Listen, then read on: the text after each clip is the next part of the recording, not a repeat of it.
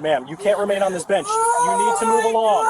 Officer? I'm pregnant. I just need a minute. This bench is for park visitors only. I'm visiting. I think Please. I'm in labor. That's not my problem. Please. Stop arguing with me and get up.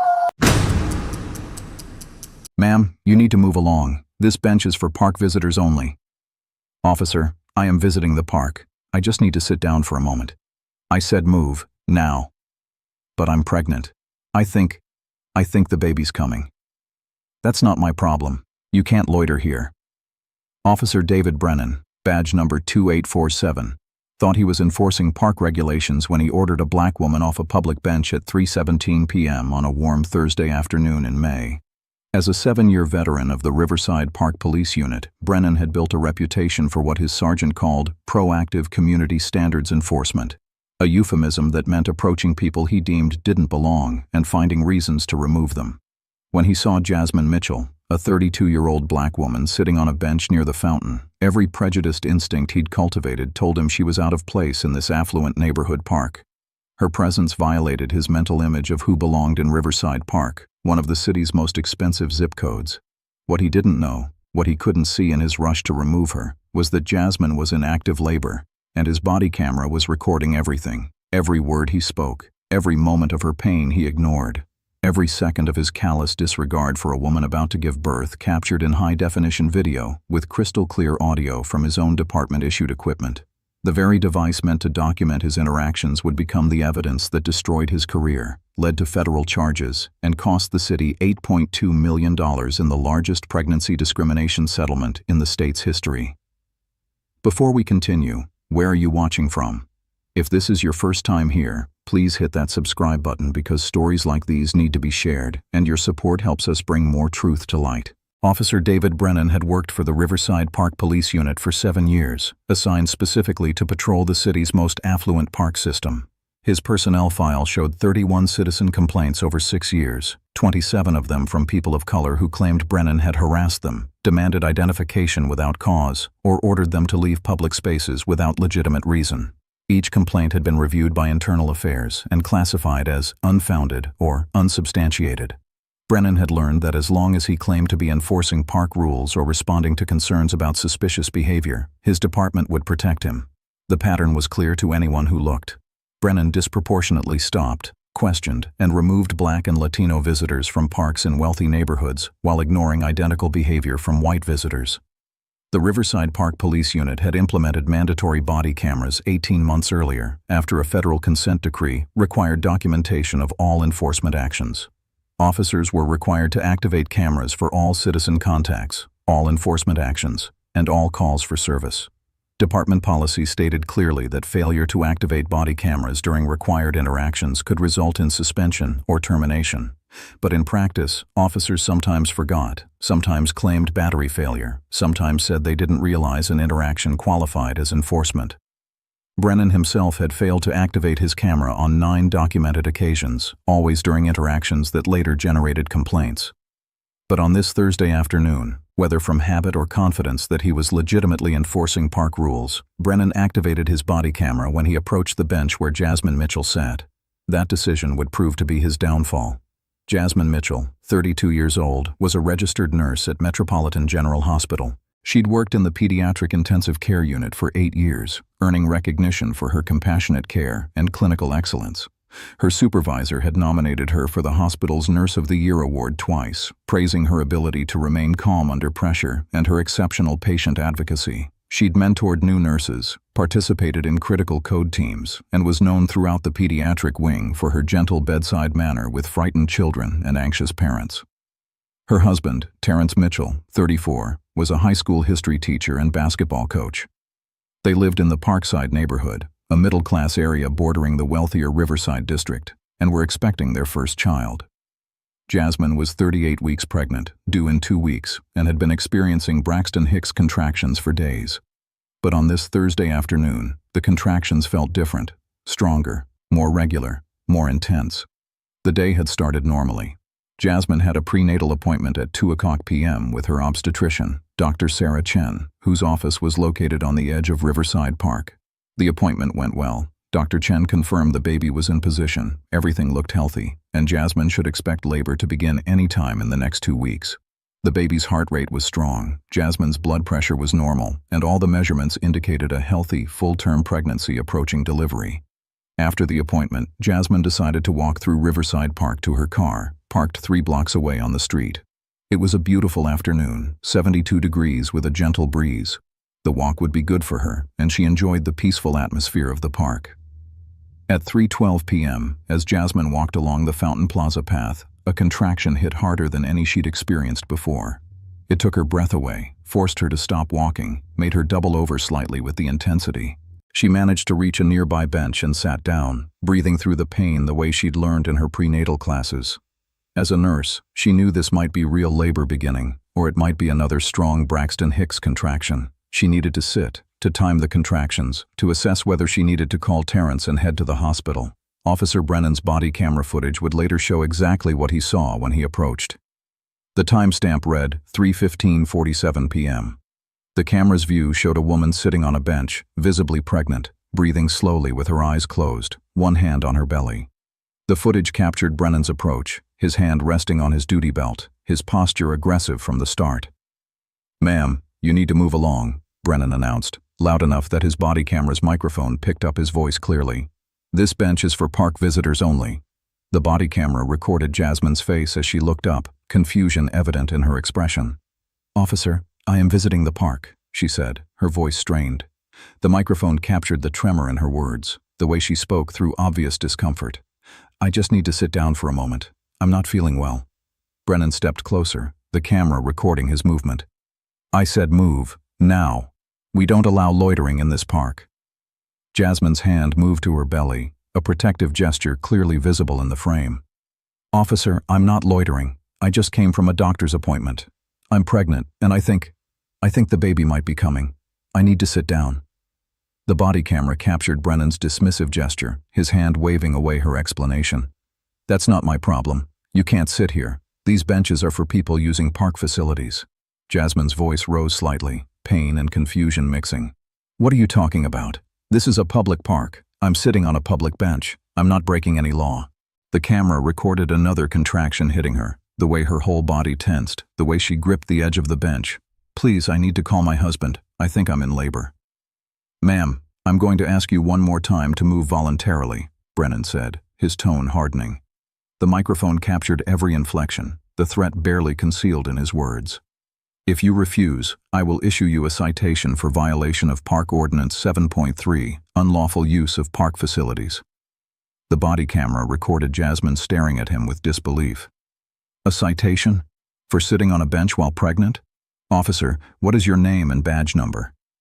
Brennan's jaw clenched, visible as the camera bounced slightly with his movement. "Officer Brennan, badge 2847, and I need to see your identification right now." But what Officer Brennan didn't know, what he'd completely miscalculated in his rush to remove someone he viewed as not belonging, was that multiple witnesses were watching this interaction unfold. The body camera captured them in the background, people slowing their walks, stopping to watch, several pulling out phones.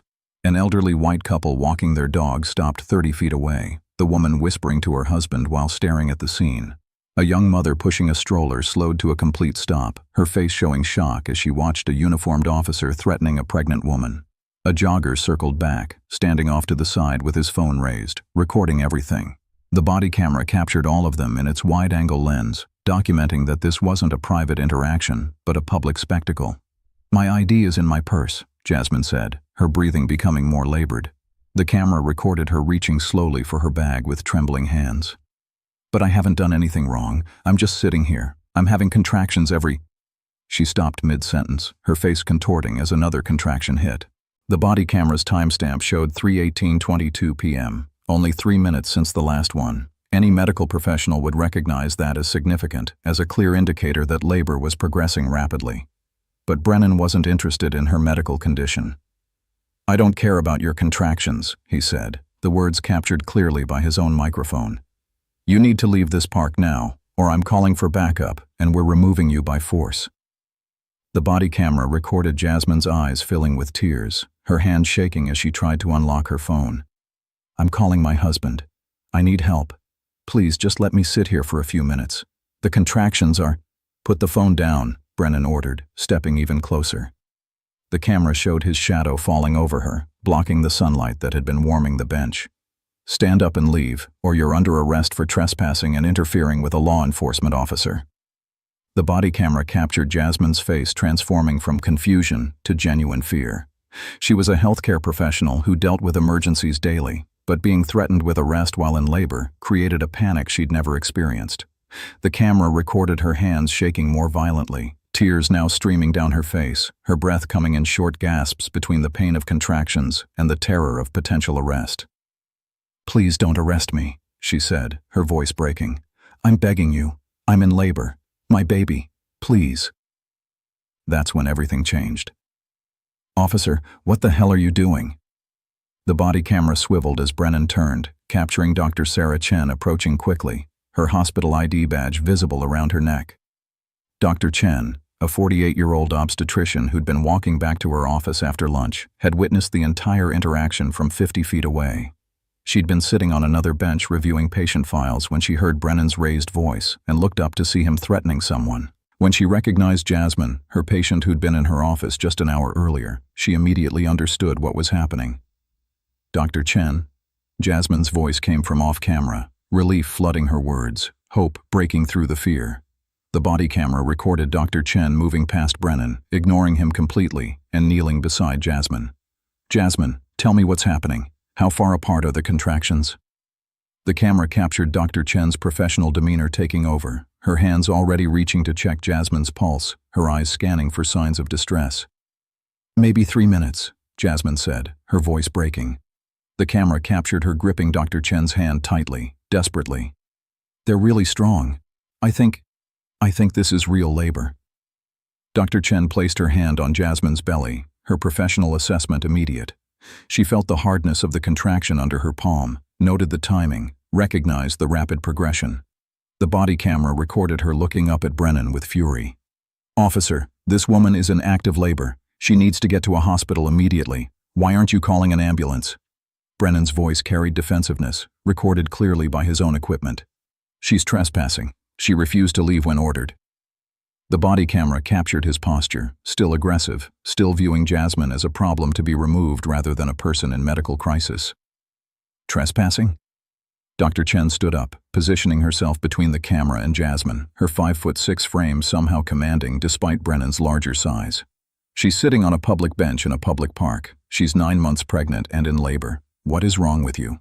The body camera captured Brennan's hand moving to his radio, a gesture meant to intimidate. "Ma'am, this doesn't concern you. I need you to step back."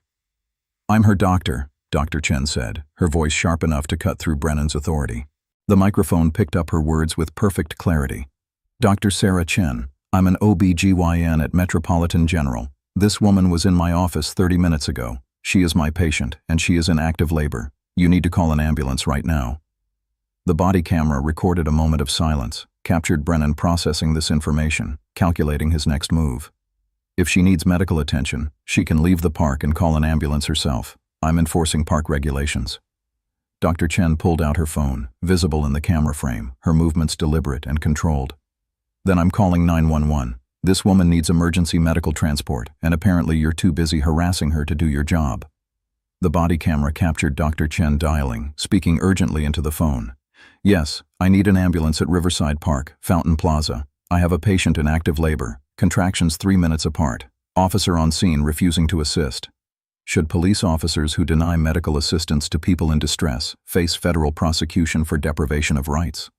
Comment your thoughts below. This wasn't just harassment. This was an officer watching a pregnant woman go into labor and choosing to threaten her instead of help her, and his own body camera was recording every moment. The body camera footage showed Brennan stepping closer to Dr. Chen, his posture intimidating, his hand still resting on his duty belt. "Ma'am, you're interfering with law enforcement. Put the phone away." "No," Dr. Chen said simply, the word captured with absolute clarity. The camera recorded her standing her ground, not backing down despite a uniformed officer attempting to intimidate her. "You're violating this woman's civil rights, and I'm documenting it. You've been told she's in medical distress. You've been told she needs help. If you arrest her or force her to move, you'll be personally liable. The camera recorded another contraction hitting Jasmine, her cry of pain unmistakable in the audio. "It hurts. Oh God, it really hurts." The microphone picked up the raw agony in her voice, the kind of pain that couldn't be faked or exaggerated. Dr. Chen knelt again, the camera capturing her checking Jasmine's pulse, timing the contraction, her professional assessment visible in her movements. "Jasmine, the ambulance is coming. Try to breathe through it. You're doing great. Just like we practiced in your prenatal classes. Slow breaths." The body camera captured Brennan standing over them, his voice tense, his authority challenged in front of witnesses. "Both of you need to move away from that bench immediately." "Officer Brennan, badge 2847, Dr. Chen said, looking up directly at his camera, speaking clearly and deliberately into the microphone. "I am telling you as a medical doctor that this woman is in active labor with contractions 3 minutes apart. She cannot safely walk right now. Moving her could endanger her and her baby. If you force her to move or arrest her, I will testify that you ignored clear medical information and endangered a patient."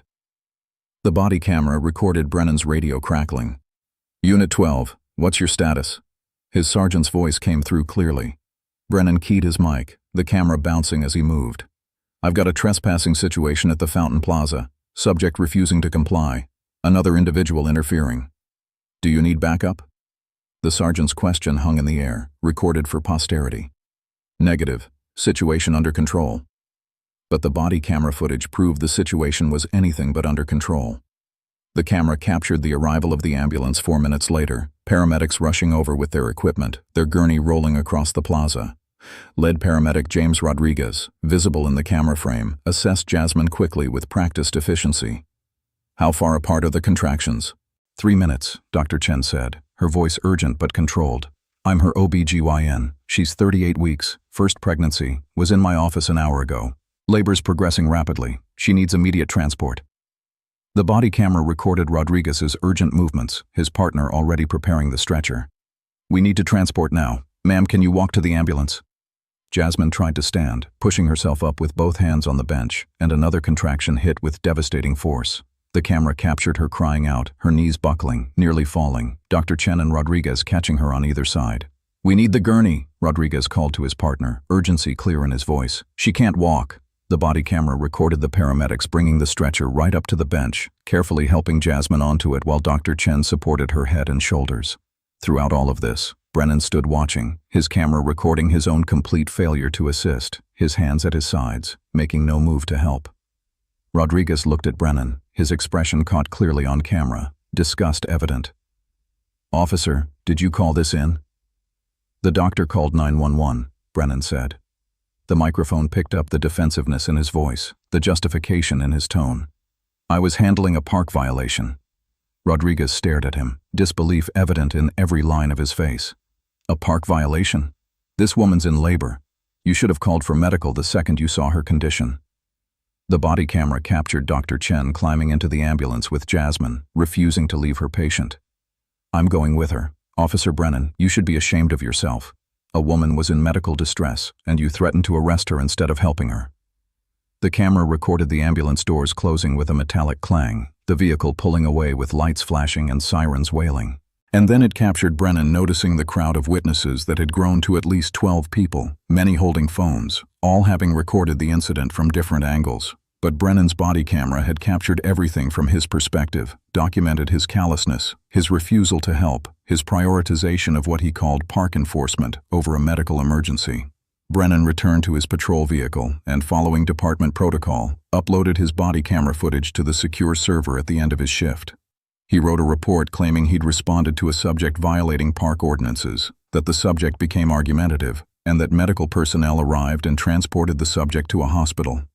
The report made no mention that the subject was in active labor, no mention that a doctor had explicitly told him this was a medical emergency, no mention that he'd threatened to arrest a pregnant woman in distress, no mention of the crowd of witnesses or their obvious disapproval. It was a fiction designed to justify his actions, but the body camera footage told the true story. Jasmine Mitchell arrived at Metropolitan General Hospital at 3:47 p.m. She was rushed to labor and delivery, where staff she'd worked alongside for 8 years now cared for her. Nurses who'd shared lunch breaks with her, doctors who'd consulted with her on pediatric cases, respiratory therapists who'd responded to codes with her, all of them horrified by what had happened. Her husband Terrence arrived 20 minutes later, having received Dr. Chen's call while teaching his 6th period class.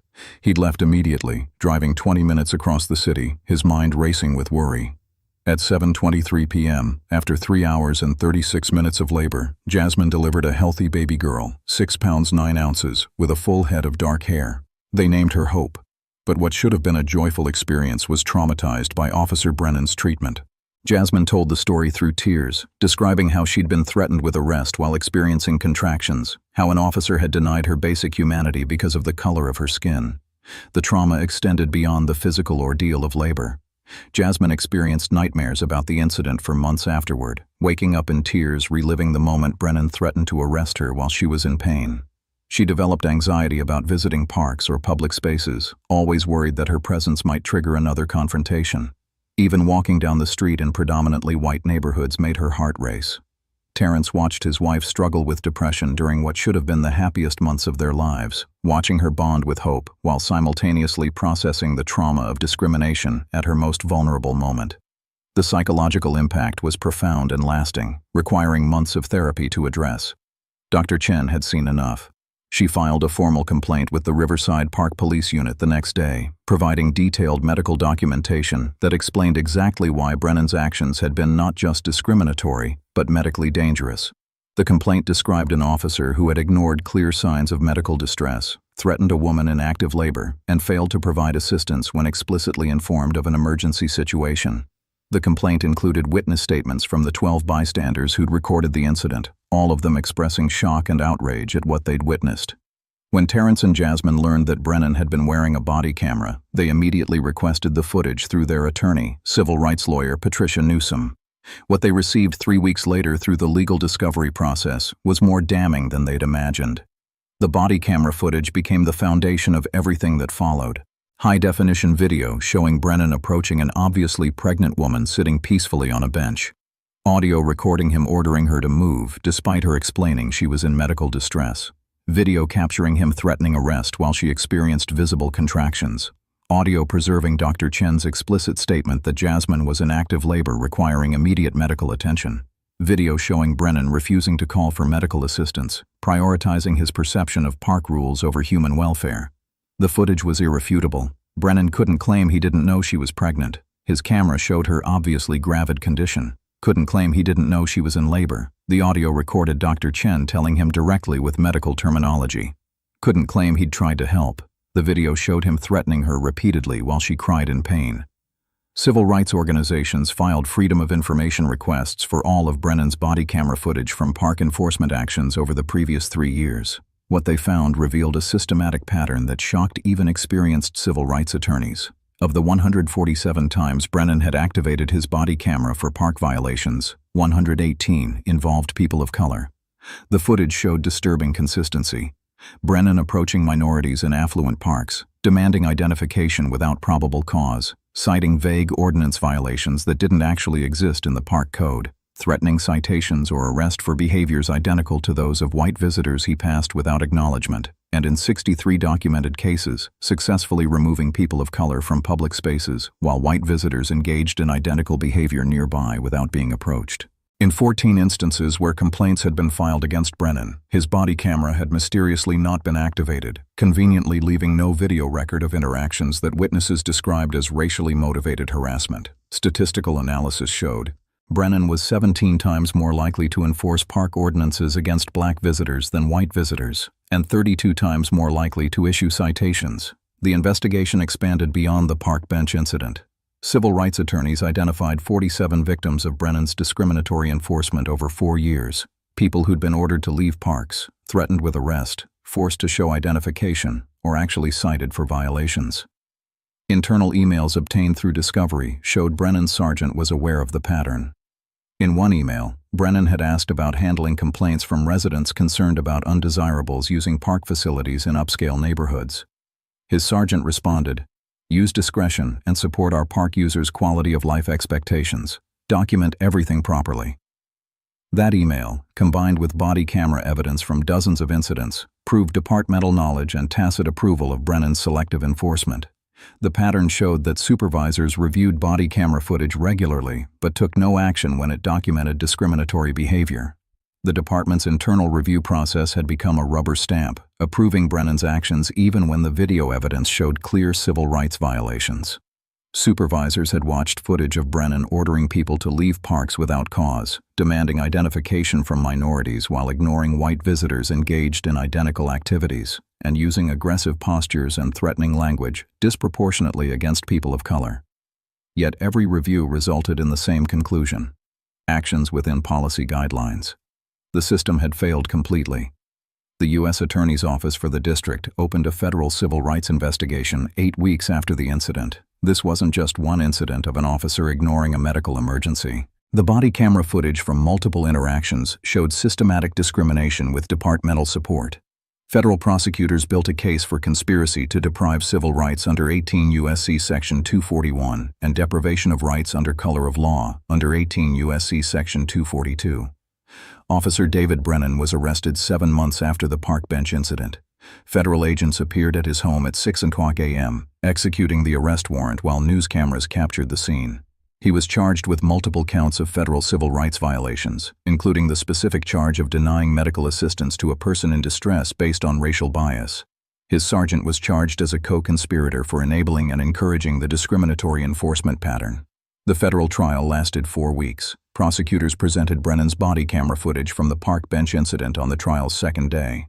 The courtroom went silent as jurors watched from Brennan's own perspective. They saw him approach a visibly pregnant woman sitting peacefully, heard him order her to move despite her explanation of medical distress, watched him threaten arrest while she experienced contractions clearly visible in her facial expressions and body language, heard Dr. Chen explicitly tell him this was a medical emergency requiring immediate transport, saw him refuse to help, saw him prioritize his authority over human welfare. Several jurors wiped their eyes as the footage showed Jasmine crying out in pain while Brennan threatened her with arrest. The audio captured every contraction, every plea for help, every moment of fear in Jasmine's voice. The video showed her protective hand on her belly, the tears streaming down her face, the terror in her eyes as a uniformed officer loomed over her threatening arrest while she experienced one of the most vulnerable moments of her life. One juror later told reporters that watching the footage made her physically ill, that she couldn't understand how anyone could treat a pregnant woman that way, that the evidence was so clear she knew the verdict within minutes of seeing it. Then prosecutors presented body camera footage from 23 other incidents showing Brennan's pattern of discriminatory enforcement across multiple parks and multiple years. The jury watched hours of footage showing Brennan approaching Black and Latino park visitors, demanding they leave or show identification, while white visitors engaged in identical behaviors without interference. 47 victims testified about being harassed, threatened, and removed from public parks while doing nothing wrong, their stories creating a devastating pattern of systematic discrimination. Dr. Sarah Chen testified about the medical dangers of forcing a woman in active labor to move, about Brennan's callous disregard for patient safety, about the psychological trauma such treatment inflicts. Terrence Mitchell testified about receiving the call that his wife was in an ambulance, about arriving at the hospital to find her traumatized and terrified, about how the incident had stolen the joy from their daughter's birth and replaced it with fear and anger. Then Jasmine Mitchell took the stand. She was the prosecution's final witness, and her testimony was devastating. Wearing professional attire, a navy blue suit that conveyed both her credibility and her dignity, speaking clearly and calmly despite the emotional weight of reliving the experience, she described being in labor on that bench, experiencing the most intense physical pain of her life, and having a police officer threaten to arrest her instead of help her. "I'm a nurse," Jasmine said, her voice steady but filled with emotion. "I've spent 8 years caring for sick children, sitting with families during the worst moments of their lives, doing everything I can to help people in medical distress. And when I was the one in distress, when I was in labor with my first child, Officer Brennan looked at me and saw only my skin color. He saw someone who didn't belong, someone who deserved to be removed rather than helped." She turned to look directly at Brennan, her gaze captured by the courtroom cameras, her eyes meeting his across the room. "I told you I was pregnant. I told you I was in pain. I told you I thought the baby was coming. And you threatened to arrest me. You were willing to put my life and my daughter's life at risk because in your mind, I wasn't the kind of person who belonged on that bench in that park." His own body camera proved she was telling the truth. Every word she spoke was corroborated by the video and audio his own department had issued him.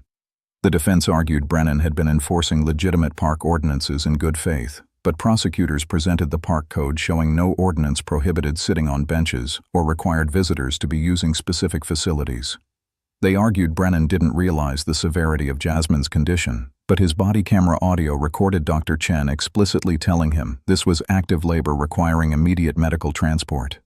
They argued Brennan had acted without discriminatory intent, but body camera footage from 24 incidents showed his unmistakable pattern of targeting people of color while ignoring identical behavior from white visitors. The jury deliberated for 4 days. They requested to re-watch portions of the body camera footage multiple times, examining Brennan's words and actions from every angle. On the morning of the 5th day, they returned with their verdict: guilty on 8 counts of deprivation of rights under color of law, guilty on 3 counts of conspiracy to deprive civil rights, guilty on specific charges related to denying medical assistance based on racial discrimination. The courtroom erupted in applause, victims and their families crying with relief.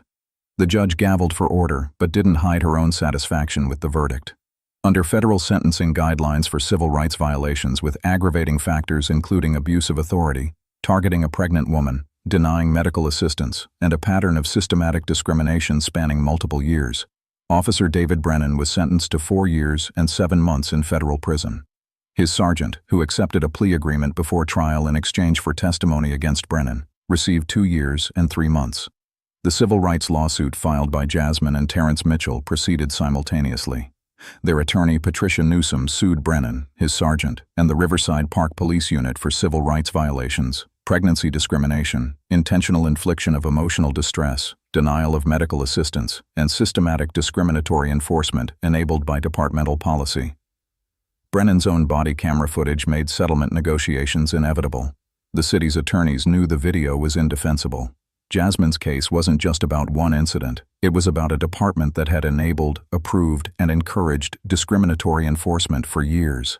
The case settled for $8.2 million, the largest pregnancy discrimination settlement in state history. $3 million went to Jasmine and Terrence Mitchell for their suffering, trauma, and ongoing psychological treatment.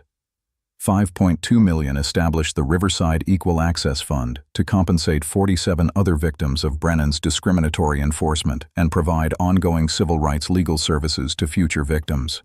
The settlement included comprehensive reforms mandated by federal consent decree, independent civilian oversight board with subpoena power and investigation authority to review all complaints, mandatory anti-bias training for all officers with annual recertification and testing, body camera activation required for all citizen contacts with immediate suspension for violations and termination for repeated failures. All body camera footage from enforcement actions reviewed by civilian oversight with public quarterly reports showing demographic data. Demographic data collection on all park enforcement with statistical analysis to identify discriminatory patterns. Zero tolerance policy for selective enforcement with immediate termination for officers showing bias. Medical emergency protocols requiring officers to provide assistance regardless of suspected violations, with disciplinary action for failures to assist. The case became a landmark in addressing police discrimination against pregnant women and people requiring medical assistance. Medical and legal journals published analyses showing how Brennan's body camera had captured not just discrimination, but a life-threatening denial of care. Civil rights organizations used the footage in training programs demonstrating how officers' own equipment can document misconduct when departments lack accountability. 3 weeks after the verdict, Jasmine Mitchell stood before cameras outside the federal courthouse. She held 3-year-old Hope on her hip as she read a statement, her daughter playing with her mother's necklace, oblivious to the significance of the moment. Terrence stood beside her, his arm around her shoulders, his other hand resting protectively on Hope's back. 3 years ago, I was sitting on a park bench in labor with my daughter, Jasmine said, her voice clear and strong. Officer David Brennan saw a black woman and decided I didn't belong there. He threatened to arrest me while I was in medical distress because in his mind, people who look like me don't deserve equal access to public spaces or equal treatment in emergencies. His body camera recorded the truth. It recorded my pain, my fear, my pleas for help. It recorded him ignoring all of it. That footage held him accountable. But more importantly, it's creating change. The $8.2 million settlement includes reforms that will protect other people from what I experienced. The Civilian Oversight Board is already investigating other cases of discriminatory enforcement. Officers know their body cameras are being reviewed by people outside the department who will demand accountability. She adjusted Hope on her hip, kissed her daughter's forehead, breathed in the scent of her hair. This little girl was born into a traumatic situation because an officer chose discrimination over compassion. But she's also growing up in a city that's implementing real change because that officer's own equipment documented his misconduct. Body cameras only work when there's accountability, when the footage is reviewed, when officers face real consequences for abuse, when victims have the resources to demand justice. That's what this case achieved. Brennan is in prison, his victims are compensated, and the system that enabled him is being reformed. She looked directly into the cameras, speaking to viewers who would see her statement repeated on news programs for weeks, speaking to other victims who needed to hear that justice was possible. If you're someone who's experienced discrimination from law enforcement, document it if you can safely do so. Request body camera footage through your attorney. File formal complaints. Demand accountability. The technology exists to prove the truth, but only if we use it. And to the officers watching this, know that your body cameras record everything. Every discriminatory word, every moment you prioritize bias over duty. Every time you deny someone basic dignity or necessary help. You can't hide behind claims of misunderstanding when your own equipment captures your actions. We deserve better. Our communities deserve better. And now, finally, the system is catching up to that truth. The Riverside Park Police Unit underwent complete restructuring under the federal consent decree. Brennan's former sergeant was terminated immediately after his conviction. 3 other supervisors who'd approved discriminatory enforcement, documented in body camera reviews, took early retirement rather than face disciplinary proceedings. 47 officers received formal reprimands for selective enforcement, documented in body camera reviews, with 3 being terminated for egregious patterns. The Civilian Oversight Board reviewed 3 years of body camera footage and identified 183 incidents of potential discriminatory enforcement requiring investigation. 62 cases resulted in victim compensation from the Equal Access Fund, with payments ranging from $5,000 to $75,000 depending on the severity of the violation. 14 officers faced additional disciplinary action ranging from suspension to termination. The reforms worked. Within 2 years, statistical analysis showed enforcement actions in parks were proportional to visitor demographics, with disparities dropping by 89%. Complaints of discriminatory treatment dropped by 73%. Body camera compliance reached 98%, with the 2% representing only legitimate technical malfunctions. Jasmine Mitchell returned to work at Metropolitan General Hospital 6 months after Hope's birth. She became an advocate for pregnancy rights and discrimination victims, speaking at medical conferences about the healthcare implications of police bias and the intersection of racism and maternal health.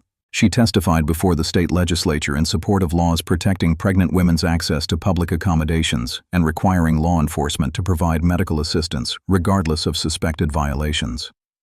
Bill Thompson, one of the witnesses who'd recorded the park bench incident on his phone, became an advocate for body camera accountability.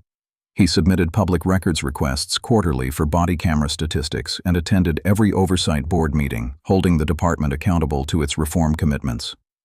"I watched an officer threaten a woman in labor," he said in interviews. "I recorded it on my phone, but his own body camera provided the evidence that held him accountable. That's how the system should work. Officers should know their actions are documented, and that documentation should be reviewed by independent civilians who can demand justice." Dr. Sarah Chen continued practicing obstetrics and became a vocal advocate for protecting pregnant women's civil rights. She published research on pregnancy discrimination in public spaces and testified as an expert witness in similar cases nationwide, helping other victims obtain justice. Jasmine's case showed how bias can literally endanger lives, Dr. Chen said in medical journal interviews. An officer prioritized his prejudiced perception of who belonged in a park over a woman's medical emergency. That's not just discrimination, it's a profound failure of basic human decency. And his body camera captured it all. Officer David Brennan served his federal sentence at a minimum security facility, still maintaining he'd just been enforcing park rules, still refusing to acknowledge what the evidence so clearly showed. He never apologized to Jasmine Mitchell or his other victims, never acknowledged what his body camera had so clearly documented. He was released after 3 years and 8 months with supervised release conditions, including prohibitions on any contact with victims and restrictions on working in positions of authority. He would never work in law enforcement again, permanently barred from any police position anywhere in the country. The irony wasn't lost on civil rights advocates. Brennan had activated his body camera that afternoon, confident he was legitimately enforcing park ordinances, certain his actions would be approved by supervisors who'd protected him before. That body camera, meant to protect officers from false accusations, instead became the primary evidence of his systematic discrimination. His own equipment recorded his callousness, his bias, his willingness to deny medical assistance to a pregnant woman based on the color of her skin. The technology meant to shield him, instead exposed him. The lesson resonated across law enforcement nationwide, with departments using Jasmine's case in training programs. Body cameras work both ways. They can protect officers who act with integrity and compassion, documenting their proper responses to difficult situations. But they also document officers who abuse authority and enforce the law discriminatorily, creating irrefutable evidence of misconduct. And when an officer's own body camera captures him threatening a pregnant woman in labor, when it records him ignoring a doctor's urgent medical assessment, when it preserves audio of a woman crying out in pain while he threatens arrest, there's no defense, no excuse, no way to spin the narrative into something acceptable. Officer David Brennan saw a black woman sitting on a bench and decided she didn't belong. He forgot in his rush to remove her that his own body camera was recording everything. His 7-year career ended in federal prison, brought down by the very equipment meant to protect him from false accusations. Jasmine Mitchell just wanted to sit down during a contraction, to rest for a moment while her body prepared to bring new life into the world. She experienced discrimination at her most vulnerable moment, threatened with arrest while in labor. But Brennan's own body camera captured the evidence that held him accountable, secured justice for 47 victims, and created lasting systemic change. If you believe police officers who deny medical assistance based on race deserve federal prosecution, and that body cameras must have real civilian oversight with actual consequences for misconduct, subscribe and turn on notifications. Because tomorrow we have another story about technology meant to protect, instead exposing the truth that desperately needed to be told.